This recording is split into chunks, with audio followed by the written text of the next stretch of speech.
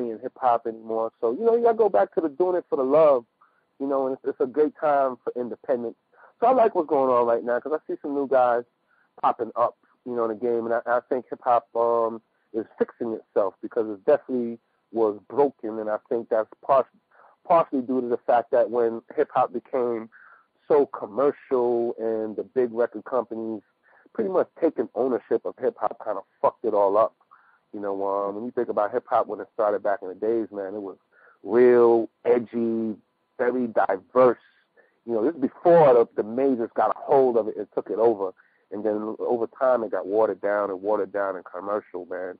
So it's going back to the roots right now, in my eyes. And a lot of people see what's going on TV. They see the cars, they see the jewelry, and a lot of our elders, they really down that. They down the fact that that's being shown on TV, and they feel like it's a false image of what's really going on. What's your take on that? Well, I mean, unfortunately, it's, marketing schemes that's been used in other business as well. But I definitely do not agree with it, man. I don't agree with it only because there's no balance to that, and the artists don't really tell you that, this is all entertainment, and a lot of this is not real, and a lot of what I'm talking about is just entertainment, and it's not real.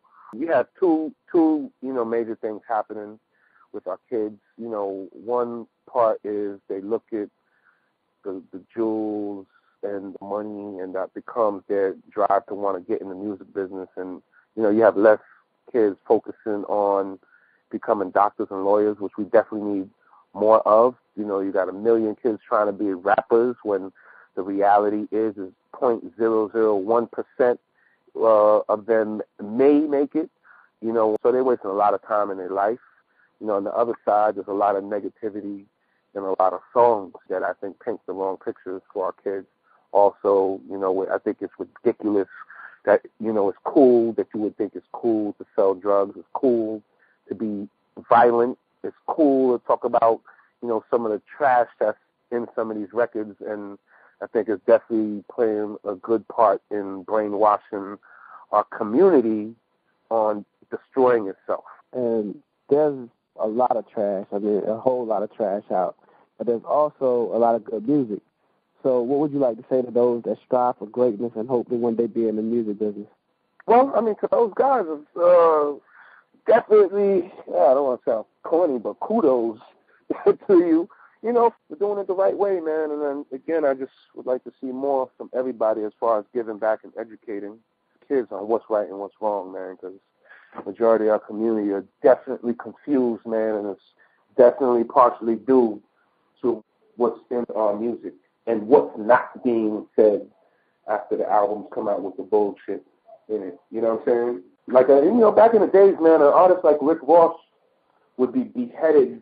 His rapper license would be revoked for, lying about being an officer of the law. All you have to do is tell the truth. That's how fake hip-hop is, and that's how fickle the fans are.